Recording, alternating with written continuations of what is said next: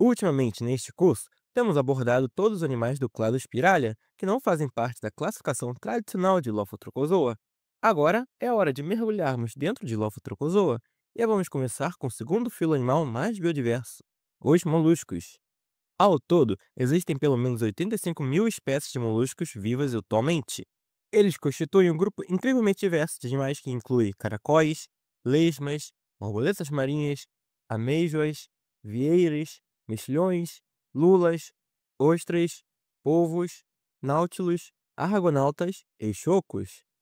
Alguns, como os bivalves filtradores, são organismos incrivelmente importantes ecologicamente, que, na fase adulta, não possuem cérebro e são frequentemente sésseis. Outros, como os polvos, são amplamente considerados os vertebrados mais inteligentes do planeta e possuem métodos complexos de comunicação que a ciência está apenas começando a decifrar. Os moluscos variam em tamanho, desde os relativamente simples, quase microscópicos e sem concha, solenogastreis, até as diversas espécies de lulas gigantes e a única espécie de lula colossal, ambas podendo atingir tamanhos superiores a 12 metros e pesar até 700 quilogramas. Outros moluscos, como os mexilhões gigantes, podem pesar até 200 quilos, mas essas criaturas enormes são a minoria. Mais de 80% dos moluscos têm menos de 10 centímetros de comprimento na fase adulta. A maioria dos moluscos é marinha. Apenas os bivalves, como os mexilhões de água doce, e os gastrópodes, como os caracóis e as lesmas, migraram para ambientes de água doce. Na verdade, caracóis e lesmas são os únicos moluscos terrestres e, devido à sua necessidade de umidade relativamente alta, sua distribuição terrestre é um tanto limitada. No entanto, como todas as espécies de moluscos, eles ainda desempenham papéis cruciais no ecossistema. Os moluscos não são apenas essenciais para o ecossistema, mas também para a economia global. De fato, a aquicultura de moluscos, onde os animais, quase sempre bivalves, são criados em condições controladas durante parte ou todo o seu ciclo de vida, algo semelhante à agricultura aquática. Foi uma indústria de 102 milhões de reais somente no Brasil em 2023. E os moluscos capturados na natureza deste mesmo ano representaram 5.500 toneladas, embora a sustentabilidade dessa prática tenha sido questionada. Basta dizer que os moluscos são importantes e que a maioria de nós provavelmente já interagiu com eles alguma vez na vida. Além de gastrópodes terrestres ocasionais, se você já colecionou conchas, com certeza já viu conchas de moluscos. Quase todas as conchas que chegam à praia pertencem a moluscos que já estiveram vivos anteriormente. Para ser mais específico, cada concha marinha que você já segurou é, na verdade, o cadáver de um molusco. Mas, veja bem, os moluscos não podem simplesmente abandonar suas conchas quando ficam grandes demais. Ao contrário dos artrópodes, como insetos e crustáceos, eles não conseguem trocar de carapaça, continuando a crescer com ela durante toda a sua vida. Suas conchas são literalmente partes de seus corpos, secretadas pelo manto. A única maneira de se separarem de suas cascas é através da morte. No entanto, nem todos os moluscos possuem conchas. Na verdade, o próprio nome do seu filo, molusca, foi originalmente derivado do latim mollis, que significa macio, em referência aos seus corpos, que são geralmente divididos entre a porção muscular da cabeça e pé muscular, que por questões de conveniência e facilidade chamaremos apenas de cabeça-pé, usada para locomoção, alimentação, controle neurológico e percepção do ambiente, e a porção protegida da massa visceral, que abriga a maioria dos outros órgãos e sistemas orgânicos. A massa visceral é protegida pelo manto, que é composto por duas pregas de pele, que são projeções da parede dorsal. É a camada mais externa do manto que é responsável pela secreção da concha característica dos moluscos. A cabeça-pé e a massa visceral são fáceis de se distinguir em um caracol, mas às vezes são confundidas em outros moluscos, como os cefalópodes. Por exemplo, veja essa imagem do polvo comum, cujo nome científico é Octopus vulgaris. A grande massa atrás dos olhos, que na verdade é a massa visceral, parece abrigar um cérebro enorme. Mas essa área, na verdade, abriga a maioria dos órgãos do polvo, de forma semelhante ao torso humano. A cabeça fica bem aqui, e a boca não está aqui em cima, mas sim na extremidade ventral do polvo, aqui embaixo.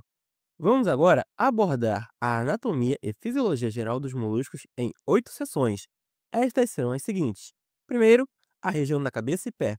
Segundo, a rádula. Terceiro, adaptações dos pés. Quarto, massa visceral. Quinto, composição da concha. Sexto, reprodução. Sétimo, características gerais. E oito, cladística dos moluscos. Primeiro, vamos analisar mais de perto a região da cabeça-pé. Assim como o polvo comum, muitos moluscos, mas não todos, possuem regiões cefálicas bem desenvolvidas, que contêm suas bocas e outras estruturas especializadas, como tentáculos e fotorreceptores. Alguns moluscos, como as vieiras, possuem até 200 olhos que se dilatam ao redor de suas conchas e se contraem. Outros, como os quítons, possuem centenas de minúsculos olhos com menos de 1 milímetro de diâmetro, chamados ocelos, em cada placa da concha, completos com retinas e lentes. Outros, como os caracóis e as lesmas, possuem olhos vesiculares ou olhos de bolha, que se localizam no topo de seus pedúnculos oculares. E ainda há o olho estenopeico do náutilo, que contém uma cavidade cheia de água, e o famoso e complexo olho tipo câmera dos cefalópodes, que se assemelha notavelmente a um olho de vertebrado. Ao contrário do olho dos vertebrados, o olho dos cefalópodes focaliza através do movimento, de forma semelhante à lente de uma câmera ou telescópio, em vez de mudar de forma como a lente do olho dos vertebrados. Além dos fotorreceptores complexos, existe um órgão único, conhecido como rádula, que é um órgão raspador, protátil e semelhante a uma língua, encontrado em todos os moluscos, exceto nos bivalves. Os caracóis usam essa técnica para raspar partículas de comida enquanto deslizam sobre uma superfície, e os cefalópodes a utilizam para triturar pedaços de suas presas. Nos cefalópodes, a rádula está localizada dentro do bulbo oral, atrás do bico afiado. A rádula dos moluscos é coberta por até 250 mil dentes, que trituram o alimento e o transportam com uma esteira rolante em um fluxo contínuo em direção ao trato digestivo. Como a rádula está frequentemente em uso, ela se desgasta na parte anterior e é continuamente substituída por novas secreções na parte posterior. Cada espécie de molusco possui um padrão, morfologia e número de dentes diferentes em sua rádula. Algumas espécies, como os caracóis cone, predadores e venenosos, possuem rádula modificada, que funciona como uma agulha hipodérmica para capturar presas. Além da rádula altamente modificada, os moluscos também apresentam uma ampla gama de adaptações nos pés, geralmente voltadas para locomoção ou fixação. Existem os discos de fixações das lapas, o pé em forma de machado, comprimido lateralmente dos bivalves, e o sifão para propulsão a jato nos cefalópodes. Nos caracóis, o movimento do pé é controlado pela hidrologia corporal, ou seja, pelo acúmulo de sangue. Na sequência, vamos analisar mais de perto a massa visceral. Primeiro, vamos analisar o manto e a cavidade do manto, depois a concha e, finalmente, a estrutura e função interna. O manto dos moluscos é uma bainha de pele que se estende da massa visceral e prende a cada lado do corpo, protegendo as partes moles do animal. Isso forma a cavidade do manto, que abriga os órgãos respiratórios, auxiliando nas trocas gasosas e protegendo os sistemas digestivo, excretor e reprodutivo, que desembocam na cavidade do manto. A concha do molusco, quando presente, é composta por três camadas. Primeiro, temos o periostraco, a camada orgânica e externa. É resistente a danos e proporciona a maior parte da coloração da concha. Em seguida, há a camada intermediária prismática, composta por prismas de carbonato de cálcio densamente compactados. E, por fim, a camada nacarada interna, continuamente excretada e composta de madrepérola em alguns moluscos. Em termos de reprodução, a maioria dos moluscos é dioica, embora alguns sejam hermafroditas.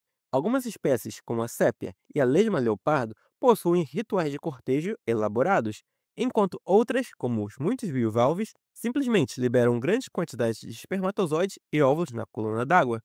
Com esses detalhes esclarecidos, vamos resumir agora, rapidamente, as características mais comuns do filo Mollusca. Primeiro, os moluscos têm um corpo dividido em duas partes, a cabeça-pé e a massa visceral.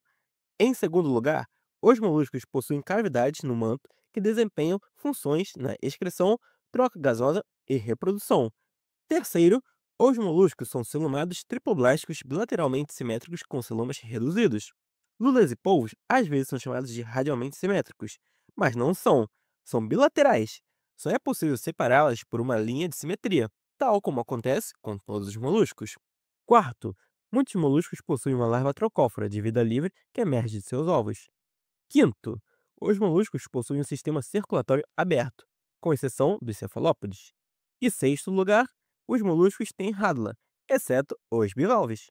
Por fim, vamos dar uma olhada rápida na cladística dos moluscos.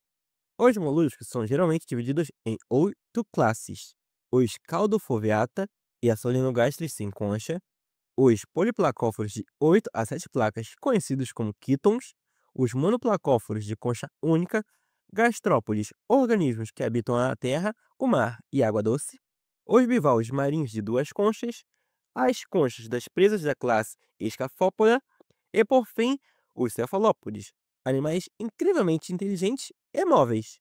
Vamos agora avançar e começar a estudar essas classes para que possamos ter uma noção da incrível diversidade deste filo.